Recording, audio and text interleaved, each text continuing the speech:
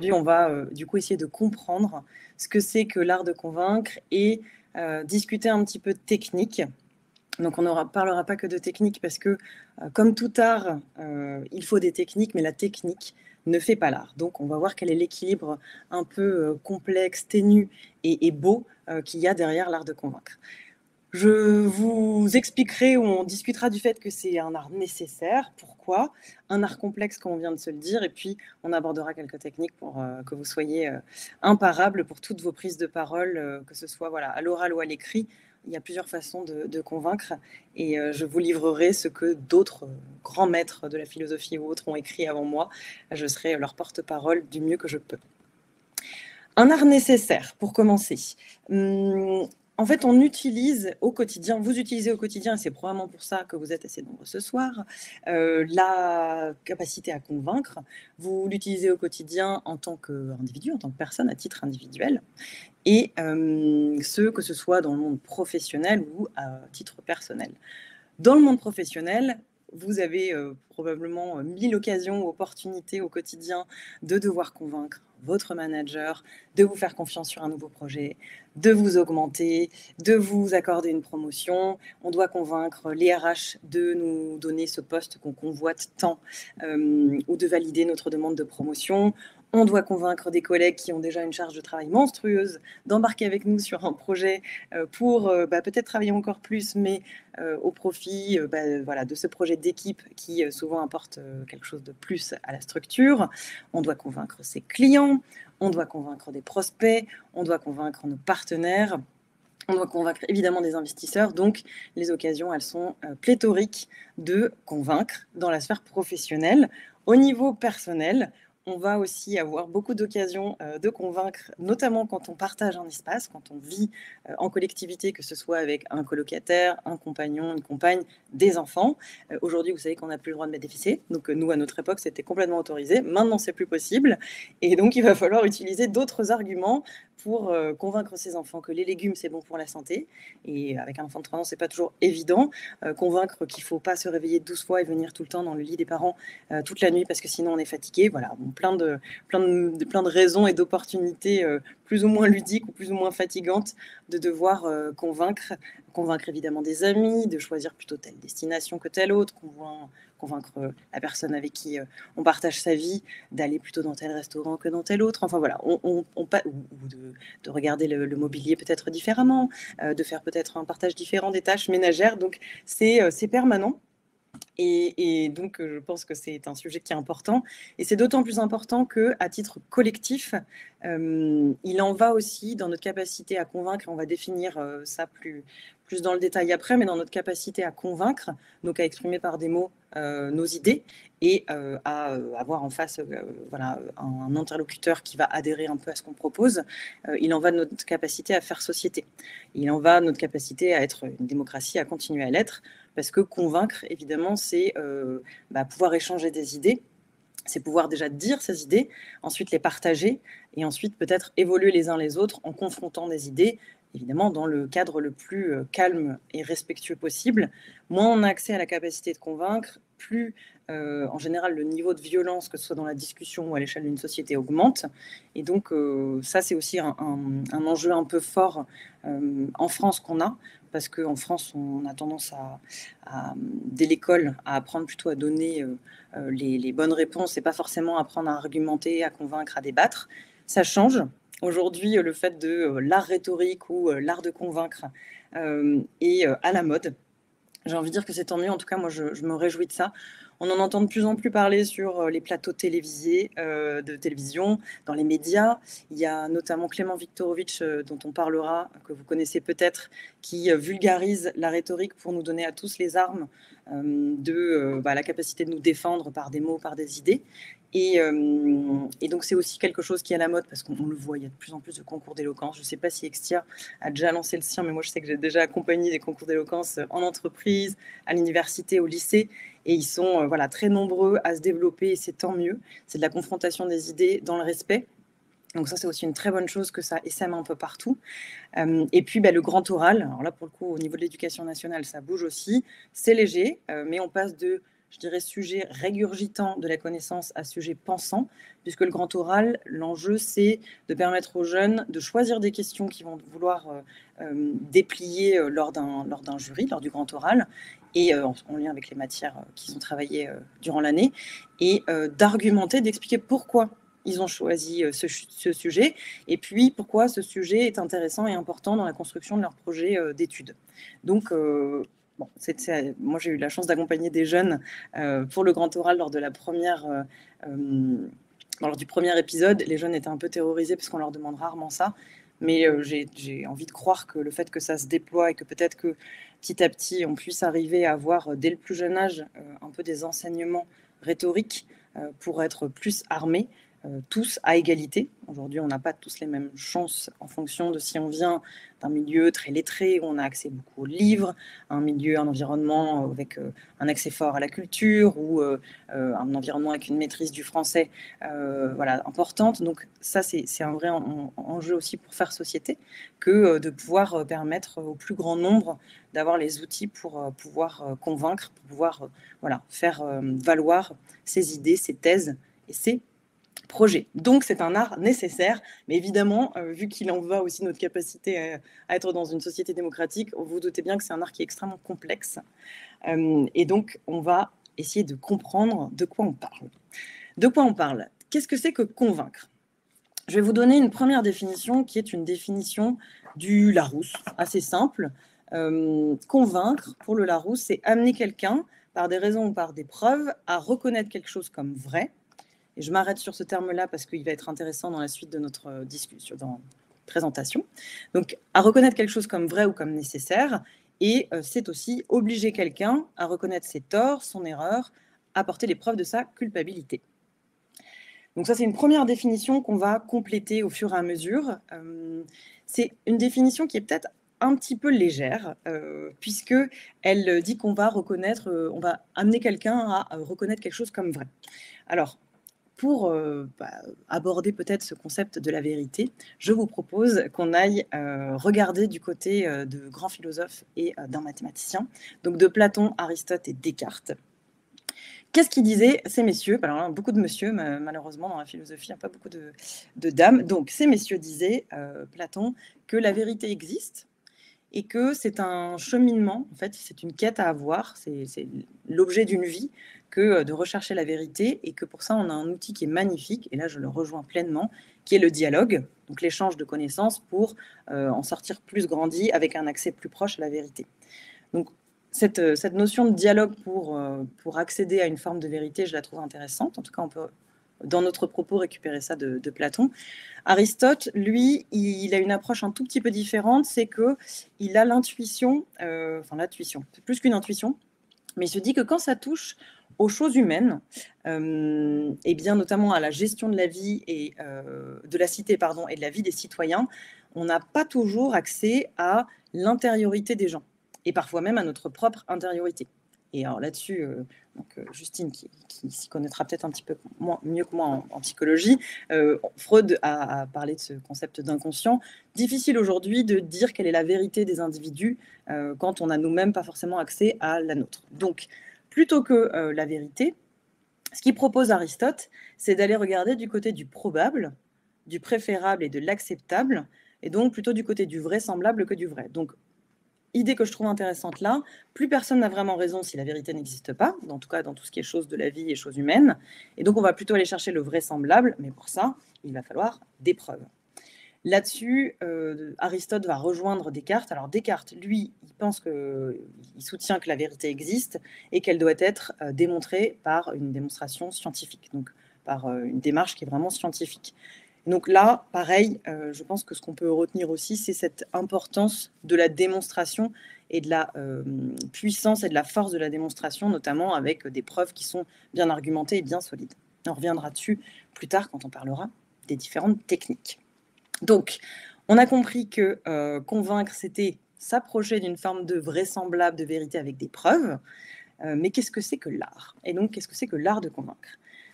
L'art, l'étymologie latine, ça veut dire ars, et en grec, c'est technique.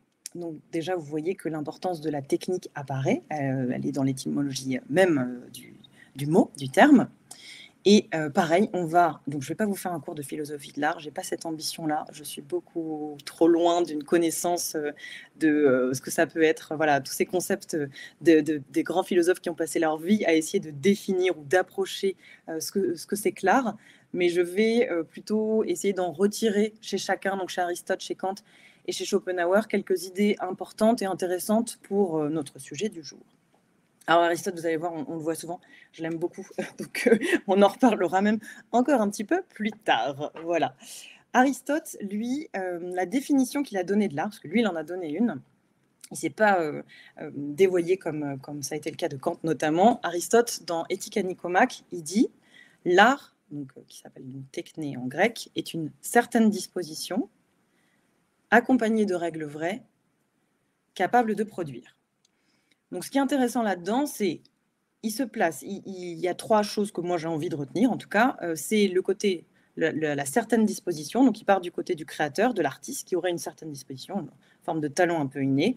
On va revenir sur ce point-là. Je ne suis pas du tout d'accord avec le côté inné, mais en tout cas, il y a la partie, le créateur, l'artiste, qu'il faut considérer, accompagné de règles vraies, donc ce serait la technique, et puis capable de produire, la production, ce serait donc l'œuvre.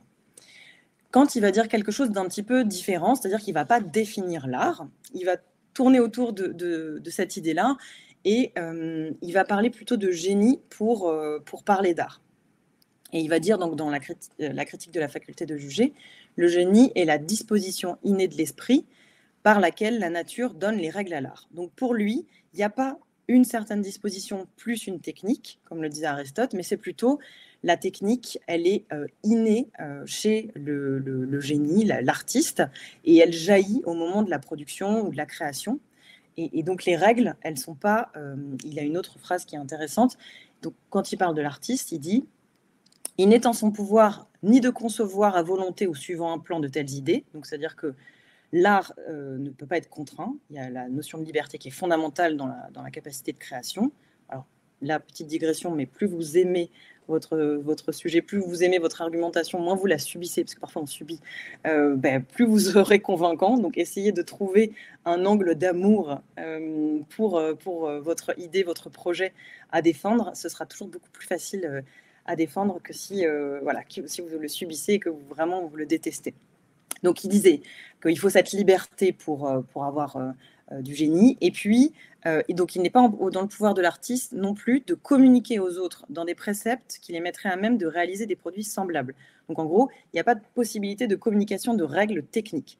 C'est plutôt, en tout cas, moi, ce qui m'intéresse là-dedans, que j'ai envie de retenir, peut-être que voilà, c'est ma traduction à moi, mais l'art n'est pas un savoir, une technique, mais plutôt un espèce de don, un talent, mais pas un génie dans le sens absolu, plutôt avoir le talent de l'art oratoire. Et je pense que ça nous est tous arrivé pendant qu'on prenait la parole, de temps en temps, de se dire « Ah, mais je ne savais pas que je savais ça », de s'apprendre soi-même des choses, ou d'être tellement dans une belle présence, et on reviendra aussi sur ça plus tard, que jaillissaient de nous des choses presque plus grandes que nous, ou qu'on pensait avoir à l'intérieur de nous, et d'une grande beauté aussi. Et donc ça, pour moi, c'est approcher un peu l'art oratoire dans sa dimension géniale aussi, quand il y a une présence absolue, dont on reviendra tout à l'heure sur les techniques qui peuvent notamment permettre cette belle présence. Donc ça, c'est Kant. Et Schopenhauer, moi, j'avais juste envie de m'intéresser à un petit bout de ce qu'il a dit. Lui, il disait « L'artiste nous prête ses yeux pour regarder le monde ». Donc, je trouvais ça beau déjà. Dire qu'une chose est belle, c'est exprimer qu'elle est l'objet de notre contemplation esthétique.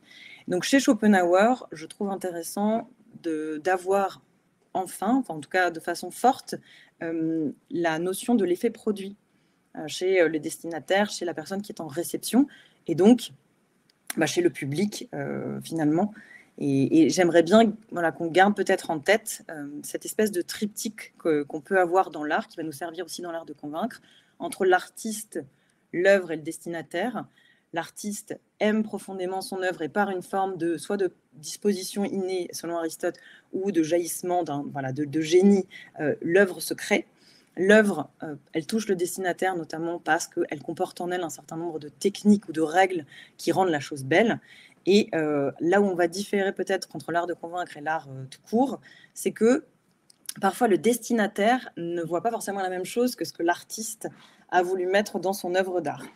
Et si on en revient un peu sur l'art de convaincre, l'art oratoire, l'orateur, qui est l'artiste, qui va créer son œuvre, sa thèse, pour un public, en général, donc l'orateur aussi, pareil, a une relation un peu passionnée avec sa thèse et la maîtrise. Pour convaincre, il est impossible de convaincre si on n'a pas une excellente maîtrise de son sujet. Ça, je pense que c'est quelque chose qu'on a tous en tête, mais c'est bien de se le redire, sinon ça se voit. En fait, on va être faible sur notre argumentation, on va bafouiller, on va perdre ses mots, et on va soi-même se dédire ou avoir un jugement un peu négatif sur sa propre capacité argumentative, et tout ça, ça se ressent. Donc, maîtrisez votre sujet, aimez-le passionnément.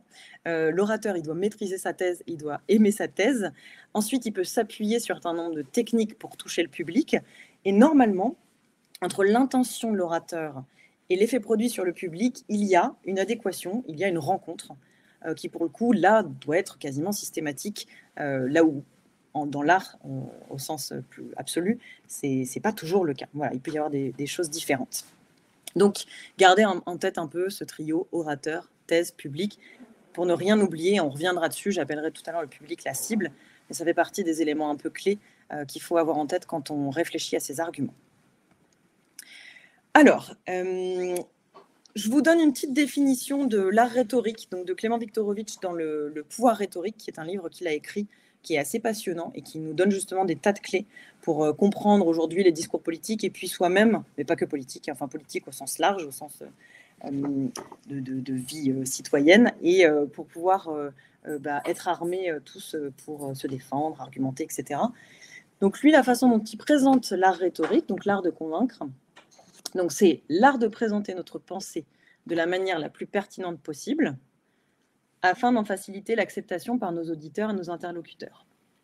Comme tout art, et ça je trouve ça intéressant aussi, la rhétorique possède une part d'esthétique, de subjectivité, voire de mystère. Donc je ne vais pas vous faire un cours où je vais vous donner toutes les techniques pour devenir extrêmement convaincant, parce que ce n'est pas possible. L'art de convaincre, il suppose, je le rejoins vraiment là-dedans, une part de mystère, une part de subjectif et une part de beauté, d'esthétique.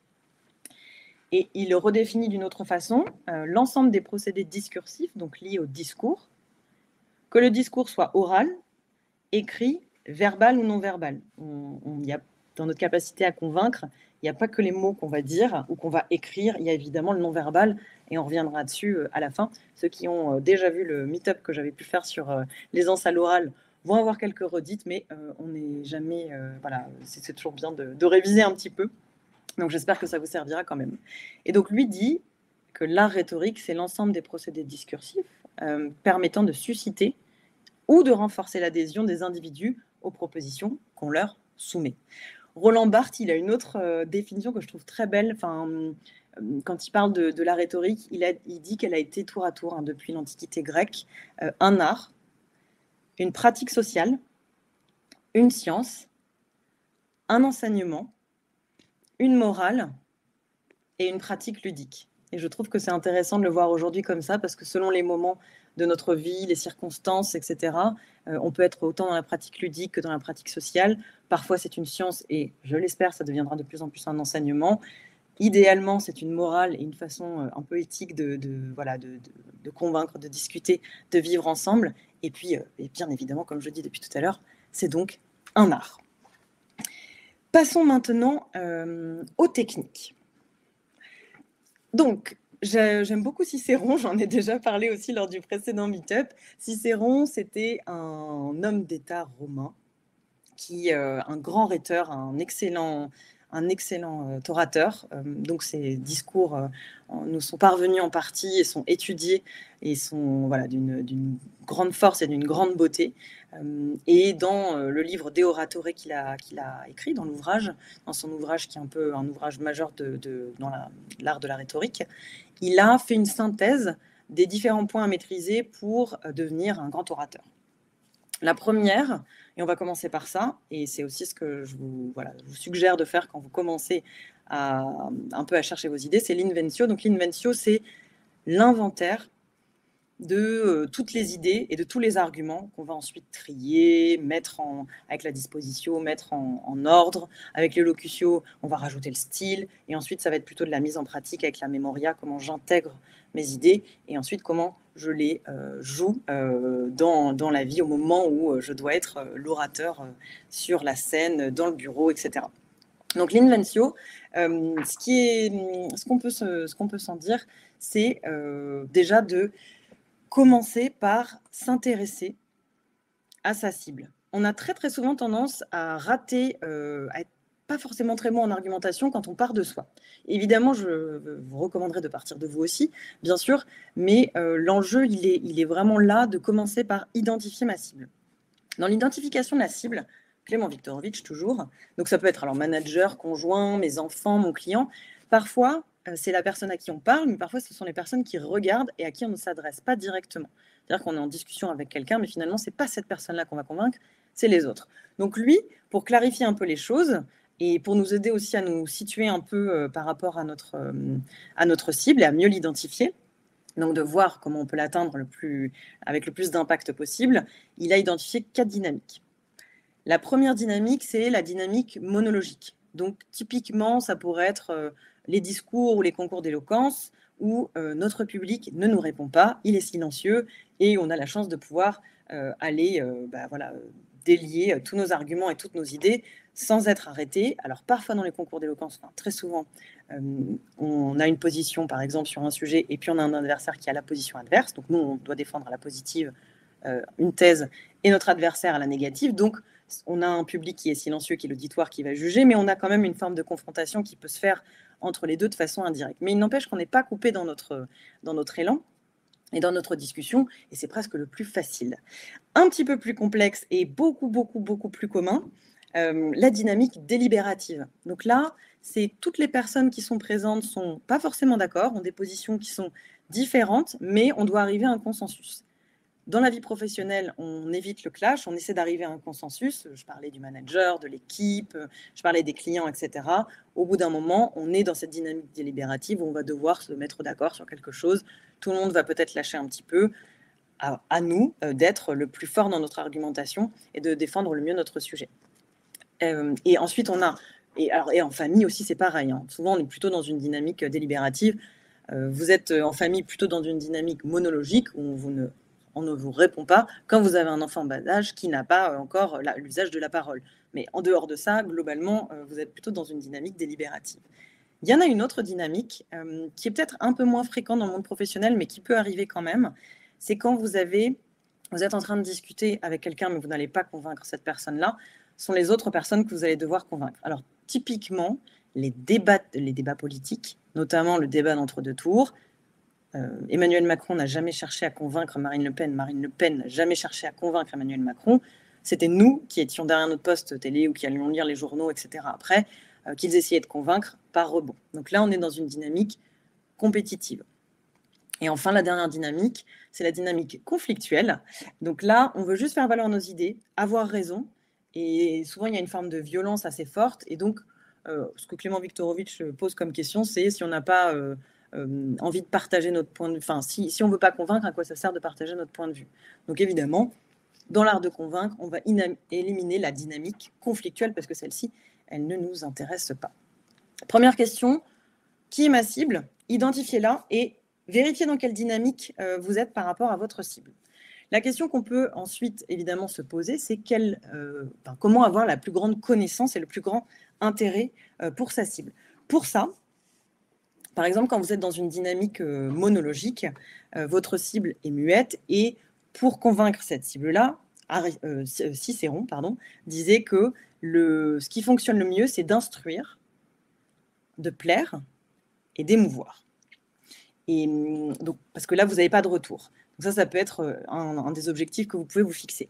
Quand on est dans une dynamique plutôt délibérative où il y a des interactions, là, l'idée, ça va être d'avoir plutôt des arguments extrêmement impactants, d'anticiper les objections, de dissiper les doutes, les préjugés, de désamorcer les critiques. Et quand on est dans une dynamique compétitive, où là, ceux qui vont peut-être nous valider, ou en tout cas valider nos arguments par rapport à un concurrent, là, on peut glisser, et on le fera un petit peu tout à l'heure, vers la dévalorisation de la proposition de l'autre ou le fait de déstabiliser l'autre. Donc là, c'est un petit peu plus brutal pour montrer la supériorité de notre proposition, notamment quand on est, par exemple, face à des investisseurs, on pitch, on est une start-up, ils ne vont pas forcément prendre tous les projets, donc il faut peut-être qu'on soit meilleur. Évidemment, on peut en passer par, il faut montrer la solidité, la viabilité de notre projet. Parfois, quand on est en compétition, il peut être bon d'avoir quelques tours dans sa poche pour voilà, décrédibiliser un petit peu l'autre. Éthiquement, c'est pas toujours génial, mais je vous donnerai quelques stratagèmes qui ont été écrits pas par moi, mais par Schopenhauer pour arriver à prendre le dessus. Donc là, quand on a identifié bien sa cible et qu'on sait dans quelle dynamique on est, posez-vous quelques minutes, enfin longtemps, presque le cœur de l'enjeu, il est là, pour analyser un peu les valeurs, les besoins, les enjeux, les contraintes, l'intérêt de l'autre, savoir où sont vos désaccords majeurs. Si c'est votre manager, il ne va pas avoir les mêmes besoins et les mêmes objectifs que vous. Et donc, mettez-vous à sa place. Le Cicéron, il disait que dans les questions à se poser au démarrage, c'est à qui je parle, et le à qui ou qui je dois convaincre, c'est fondamental. Votre manager, lui, il peut avoir comme objectif d'arriver à des objectifs quantitatifs et qualitatifs qui ont été fixés par sa hiérarchie, d'avoir une équipe qui fonctionne, donc assez de staff, pas de dysfonctionnement, d'avoir de l'information, de pouvoir reporter sereinement à sa hiérarchie, etc. etc. Ce ne sont pas forcément vos objectifs à vous. Néanmoins, si vous ne les avez pas conscientisés, cela, vous allez passer à côté de votre argumentation.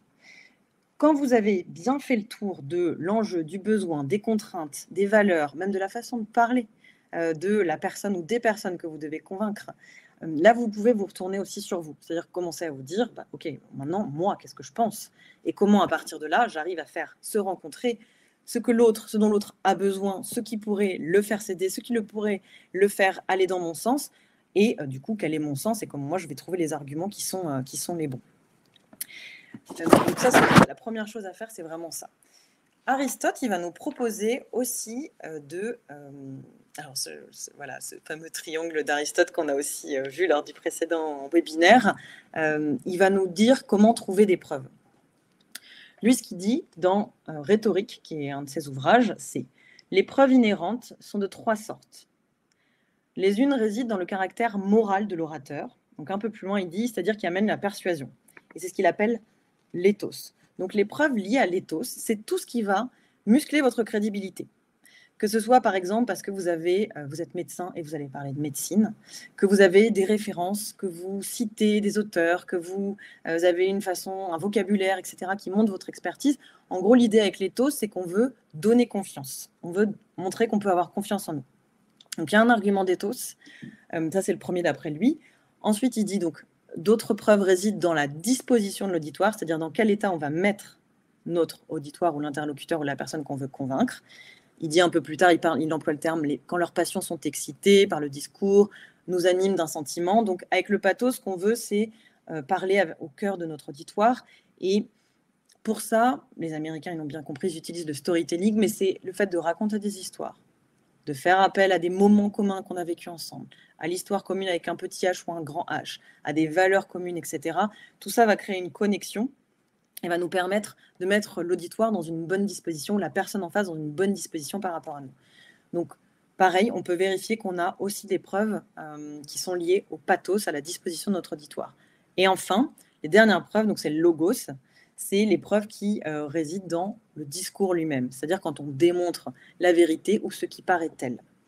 Donc, ça, c'est avec plutôt des choses très rationnelles, des faits concrets, des exemples, des preuves, des études, des statistiques, etc. Donc là, vous pouvez aussi vérifier quand vous cherchez des arguments, vous pouvez penser au triangle d'Aristote et vérifier que vous avez peut-être ces trois types d'arguments ou de preuves qui vous permettront de convaincre votre auditoire. Je l'ai dit tout à l'heure, nous allons aussi aller voir du côté de Schopenhauer qui a écrit L'art d'avoir toujours raison. Dans une version plus digeste, je vous recommande Avoir raison avec Schopenhauer de Guillaume Prigent. Donc, il explique les 38 stratagèmes que Schopenhauer a écrit. Et là, l'idée, c'est comment je peux avoir toujours raison, donc avoir toujours le dernier mot. Donc là, ça va être notamment quand on est dans une dynamique compétitive, ça peut être intéressant d'avoir quelques-uns de ces stratagèmes en tête. Je vous en cite deux, les deux premiers. Le premier stratagème qu'il propose, donc, c'est partir d'un argument de l'adversaire qui va porter sur un sujet, un point, et puis augmenter la portée de ce que dit la personne en face. C'est-à-dire, lui, il va parler d'un petit élément dans un grand tout, et vous allez généraliser, vous allez caricaturer. À partir du moment où on a généralisé et caricaturé, plus généraliste son argument est, plus facile vous pourrez aussi le contrer et l'attaquer, plus le vôtre que vous aurez bien défini et bien fermé va prendre de la place et de la crédibilité. Donc, plus l'argument de l'autre va perdre en validité. Donc ça, si par exemple vous voulez déstabiliser quelqu'un, si vous êtes dans une dynamique compétitive, n'hésitez pas à utiliser de ce stratagème-là. Ce qui veut aussi dire, vous, en point de vigilance, que quand vous voulez convaincre, faites attention à avoir bien défini vos arguments et fermé vos arguments, notamment en ayant réfléchi à toutes les possibilités de réfutation, d'attaque qu'on pourrait faire de votre argument. Une autre piste qui a souvent lieu quand on est dans des discussions, etc., c'est le deuxième stratagème, c'est d'utiliser la polysémie d'un mot, donc les différents sens que peuvent avoir un mot, pour déplacer le sens et utiliser un sens qui serait à l'avantage de notre thèse ou de notre propos. Et donc, c'est une nouvelle définition qu'on donne, et c'est pas vraiment, ça nous arrange, mais c'est pas vraiment ce que la personne en face a pu dire.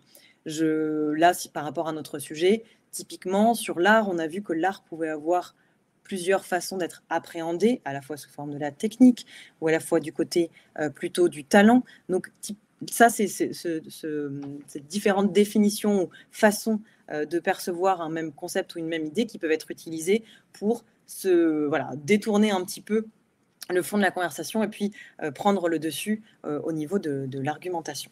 Donc ça, c'est les techniques de Schopenhauer. Donc il y en a 38, je vous en ai donné que 2. Le livre est dense et il y a des exemples, notamment celui de Guillaume Prigent que je vous ai cité, Avoir raison avec Schopenhauer. Donc je vous recommande la lecture si vous voulez être absolument imparable.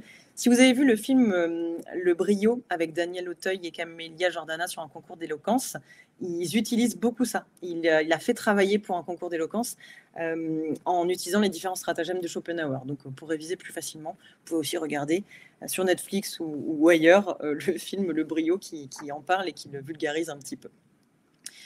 Un dernier auteur que, en plus, j'ai eu le plaisir d'interviewer dans le cadre du podcast Parle bien que j'ai co-créé, c'est Julien Colliat. Julien Colliat, lui, il a écrit 2 livres. Donc, on l'avait interviewé dans le cadre des fêtes de Noël sur comment avoir de la répartie pendant les fêtes de Noël par rapport à un oncle raciste, des propos misogynes, anti-véganes, etc., etc. Donc, il nous avait donné quelques petites idées sur la répartie. Il avait écrit un livre qui s'appelle Anthologie de la répartie, où il recense 1000 réparties historiques. Donc, sa définition de la répartie qui est intéressante, c'est une petite phrase en réponse à une situation ou à une autre phrase. Et elle a 3 fonctions. Et ça, c'est la répartie en soi, elle ne sert pas vraiment à convaincre la personne à qui on parle, c'est plutôt d'avoir un effet de style. La répartie, on est dans quelque chose qui est beau à écouter, on est dans quelque chose qui fait mouche, quelque chose qui a vraiment de la puissance et de la beauté à l'intérieur de soi. Et puis, c'est pas vraiment pour avoir un long débat, on n'est pas sur le fond, on est juste pour clore un chapitre qui peut être dur et où on ne voit pas où arriver, ou alors peut-être... amener un petit mot d'esprit qui va nous faire remporter le cœur du public, de notre cible. Donc, il y a 3 fonctions à la répartie, puis je vais vous en donner quelques-unes. Clouer le bec, donc en réponse à l'attaque, séduire par la flatterie, ou faire rire avec le bon mot. Donc, c'est quelque chose qui est assez court. Et dans ce que je voulais vous proposer, j'ai... Alors, Jacques Chirac. Jacques Chirac, bon, évidemment, notre regretté président qui a une passion pour le terroir et qui, quand il était maire de Paris, et qui avait le sens de la répartie aussi. Il a été interpellé pendant un bain de foule par un quidam qui lui a hurlé « connard » et lui de répondre « enchanté, moi c'est Chirac ». Donc là, il n'y a pas de débat, il n'y a pas de discussion. C'est vraiment comment on prend l'avantage d'une façon qui est tout à fait gracieuse. Winston Churchill, très très grand orateur, alors là, il y en a des pages et des pages sur lui. Il y en a une que j'aime bien. À la Chambre des communes, un élu travailliste qui était en train de prononcer un discours l'a apostrophé. « Monsieur Churchill serait-il en train de dormir pendant que je parle ?»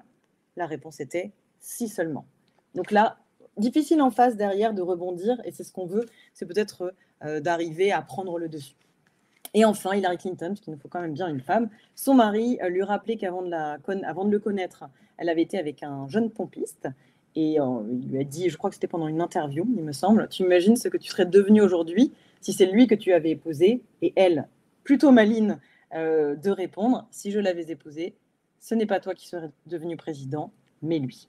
Voilà, donc la répartie, ça, ne pas hésiter de temps en temps à l'utiliser. Ensuite, il a aussi, Julien, écrit L'art de moucher les fâcheux. Donc là, c'est 37 stratagèmes en hommage à Schopenhauer.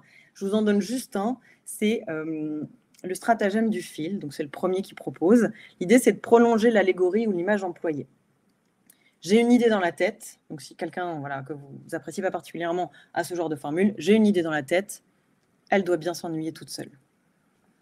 Voilà. Derrière, difficile de rebondir, et en général on a le sourire des gens qui sont pas visés, parce que celui qui est visé, visez bien, hein. Attention quand vous faites une répartie. Donc c'est ça, c'est pas vraiment des arguments, c'est pas vraiment des punchlines, c'est des petites phrases un peu bijoux que moi j'aime beaucoup.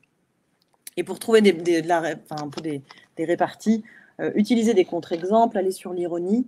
Reprenez la même formule, mais en l'utilisant différemment. Julien, il parle du cousin négatif, par exemple.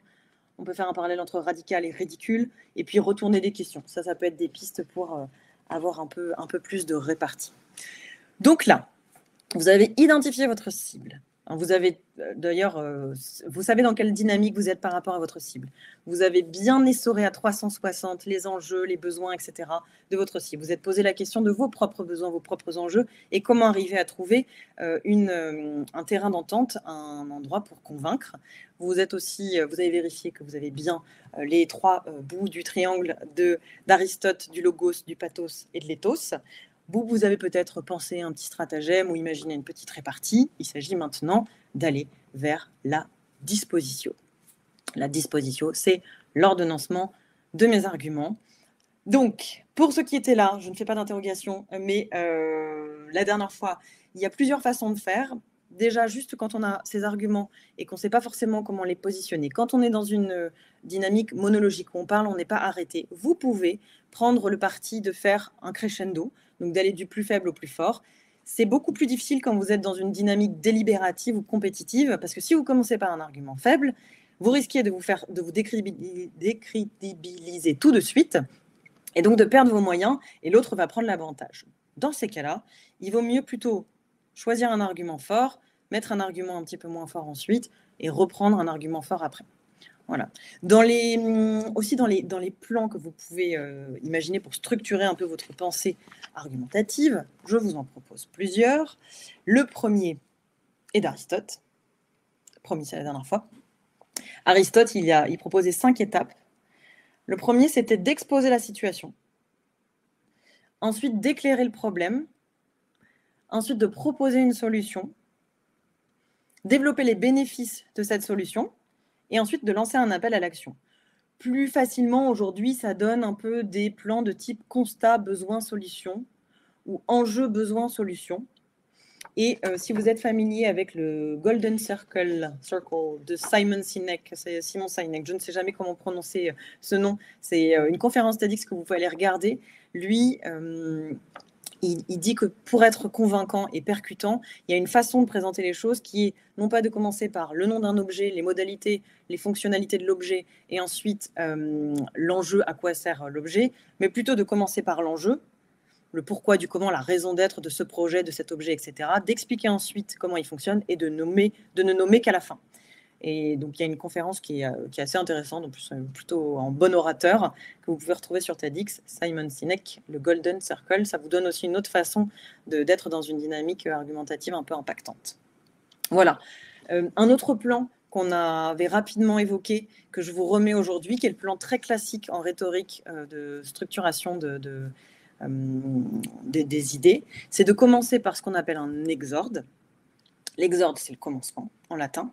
Donc, c'est un peu la première impression qu'on va faire. Et celle-là, elle doit être le plus forte possible, ou en tout cas, en fonction de l'intention qu'on a par rapport à notre auditoire. Vous pouvez choisir soit quelque chose d'assez simple, d'une présentation de vous-même et du sujet, soit d'aller sur une tentative de captatio benevolentiae. Donc là, vous allez plutôt essayer de vous attirer la sympathie, l'empathie de la personne à qui vous parlez ou que vous visez, si on est dans une dynamique compétitive, en tout cas de votre cible, en utilisant peut-être des histoires communes, en parlant du lieu où vous êtes, si jamais vous êtes dans un lieu qui n'est pas forcément l'autre. Allez sur le terrain de l'autre. Allez sur le terrain de l'autre pour lui donner envie ensuite de vous écouter. Vous créez cette connexion qui fait que il sera beaucoup plus à même d'être avec vous si vous êtes allé vers lui au début. Une autre façon de faire, c'est ce qu'on appelle l'exorde par l'abrupt, ex abrupto. Là, vous voulez créer un effet de surprise, vous voulez attraper. Donc, c'est des phrases un peu choc, pas forcément violentes. Ne vous attirez jamais l'antipathie des personnes que vous essayez de convaincre. N'essayez jamais de les dénigrer, de les critiquer. Ça ne marchera pas. Je pense que ça, on peut aussi regarder du côté du stand-up. Les stand-uppers, ils ont tendance à toujours, en tout cas la vague actuelle, se moquer d'eux-mêmes. Être dans l'autodérision, jamais dans la critique de l'ensemble de leur public. Ils prennent une ou deux personnes rapidement, à qui ils accolent des tas de clichés et de stéréotypes, mais ils dénigrent jamais les gens qui sont en face, ils se dénigrent eux. Je vous déconseille de vous dénigrer, vraiment pas du tout un truc à faire, même si c'est juste des petites phrases anodines qui sont de l'ordre du j'espère que je vais réussir à vous convaincre, je pense que j'ai assez travaillé mon sujet, j'espère que mes arguments seront assez convaincants. Là, tout de suite, vous mettez dans la tête de l'autre que vous n'êtes pas très convaincu, que vous ne serez pas assez convaincant. Donc, ça va être un peu à l'américaine, mais partez gagnant, quoi. Partez gagnant, absolument, pour que tout votre non-verbal aussi accompagne votre voix, votre corps, vos gestes, soit vraiment orienté vers cet enjeu de gagner, de convaincre. Donc ne partez pas perdant. Ensuite, on va avoir, une fois qu'on a un peu agencé ces différents arguments, on va avoir l'élocution. L'élocution, ça paraît rien, mais c'est le moment où on a nos arguments un peu bruts, un peu froids peut-être, je dirais. L'étape d'après, c'est comment on va leur donner du relief. On n'ose pas trop, et c'est bien dommage, mettre un peu de poésie, notamment dans le monde du travail. Et pourtant, on a à gagner à mettre une petite rime, un petit oxymore, à mettre une petite anaphore, comme notre ancien président François Hollande l'a longuement fait, moi président, moi président, moi président. On marque les esprits, ou Martin Luther King, I have a dream, I have a dream. Même si vous êtes dans le monde professionnel, les discours, c'est souvent long, les moments de négociation où on essaie de convaincre, d'argumenter, etc. Ça dure longtemps, ça fatigue, c'est engageant physiquement pour vous et pour les personnes qui écoutent ou qui débattent avec vous. Et donc, d'utiliser de ces phrases un peu fortes, souvent c'est celles qu'on retient. Et puis, c'est ce qui fait aussi la beauté. Enfin, il n'y a pas que les arguments froids, il y a aussi ce pathos qu'on va essayer d'avoir. Et donc, dans le style que vous allez pouvoir mettre, à la fois votre niveau de vocabulaire, etc., vous allez beaucoup plus facilement convaincre en y mettant du beau. Voilà, je suis pour le beau, moi aussi, comme Platon. Vient ensuite l'étape de la mémoria. À l'école de l'art oratoire que j'ai eu le plaisir de faire, dont je suis certifiée, ils ont une proposition qui me semble vraiment intéressante et que je redis aujourd'hui, peut-être différemment, c'est de surtout pas apprendre le par cœur, enfin surtout pas faire par cœur quand on écrit. Je le vois, moi, à chaque fois, les gens qui disent « Si, mais moi, j'ai besoin de mes feuilles ». Quand on écrit, nos phrases, elles sont longues, donc on bafouille, donc on n'est pas à l'aise, donc on perd nos moyens, etc. Donc, il vaut mieux être plutôt dans le plan avec ses grandes idées qu'on a posées, si on a bien travaillé son inventio, sa disposition, et qu'on a quelques idées de comment on va pouvoir mettre du style et mettre de la beauté dans ce qu'on dit. Normalement, il suffit juste de répéter avec son plan et pas l'intégralité d'un texte écrit. Et si possible, pas face à un miroir, puisque vous allez vous regarder.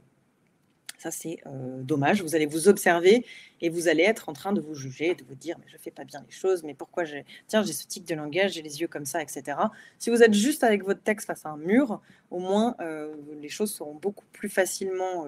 elles sortiront, elles jailliront à la Kant, elles jailliront beaucoup plus naturellement et vous verrez, ce sera beaucoup plus fluide et vous trouverez les mots appropriés. Voilà. Donc ça c'est ma recommandation. Surtout, ne faites pas du par cœur, vous risquez le trop de mémoire. Et puis, ça se voit. C'est pas naturel et c'est vraiment dommage. Et je sais que c'est difficile de dire ça, de dire lâchez le plan, lâchez votre texte, lâchez ce qui est écrit. En même temps, quand on maîtrise son sujet et qu'on l'aime, ou qu'on l'aime un petit peu, et qu'on l'a suffisamment travaillé, et ben, naturellement, parce que notre cerveau est suffisamment bien câblé, si on est bien présent, et ça j'en arrive à l'axio du coup, si on est vraiment dans une présence qui fait qu'on est connecté aux gens qui nous parlent, vous réalisez que assez intuitivement, notre cerveau, il fait des réglages pour nous permettre, quand on est dans un environnement, d'être un peu adapté à cet environnement. Il capte des tas de signaux dont on n'a même pas connaissance, nous, et ensuite il les retraduit en informations.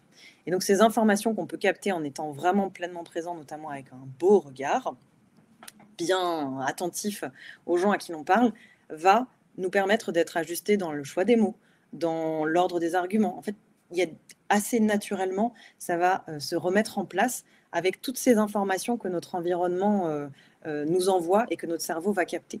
Donc ça, c'est ce que je voulais aussi dire pour finir. Je vois l'heure qui tourne en plus. À l'école de l'art oratoire, ils ont une proposition qui est très belle, c'est le RDV, regard. Je regarde avec intérêt et attention. Quand je regarde, je me redresse et du coup, mon dos et ma posture fait que je suis une personne belle à écouter. Alors, pas beau physiquement, mais belle à écouter. Quand on est beau à écouter, on a plus envie de nous écouter que si je vous fais tout le meet-up où je me tiens comme ça. Et du coup, vous n'allez peut-être pas forcément non plus accorder. Déjà, vous entendez que ma voix, si jamais vous ne voyez pas la vidéo, c'est pas du tout la même. Donc le RDV, c'est ça, c'est le regard. Avec mon regard, je capte les informations et les mots me viennent. Le D, c'est le dos. Et le V, c'est la voix. Et donc, quand ma colonne d'air est dégagée, ma voix sort bien. Et naturellement, je vais pouvoir changer d'intonation, le volume, le débit, etc. Et tout ça va se mettre au service de mon propos. Voilà. Donc, si je devais terminer par une mini-conclusion, avant qu'on puisse prendre vos questions, c'est travailler votre sujet. Aimez votre sujet, appuyez-vous sur les ouvrages, ils sont très nombreux. Je vous ai parlé, je le redis pour ceux qui ont peut-être pris en cours de route, mais Le pouvoir rhétorique de Clément Viktorovitch, c'est un gros pavé, il est vraiment long, très très gros, mais il y a énormément d'informations là-dedans pour gagner à la fois en éloquence et en capacité de conviction. Et puis voilà, et puis testez dès que vous pouvez des nouvelles idées, des nouveaux arguments, essayez dans toutes les occasions que vous avez de convaincre voilà, non pas pour convaincre pour avoir raison, mais plutôt convaincre pour grandir en connaissance et voilà, et en beauté de soi, et puis permettre aussi que notre société, elle continue à tenir avec des bonnes bases de dialogue et de débat.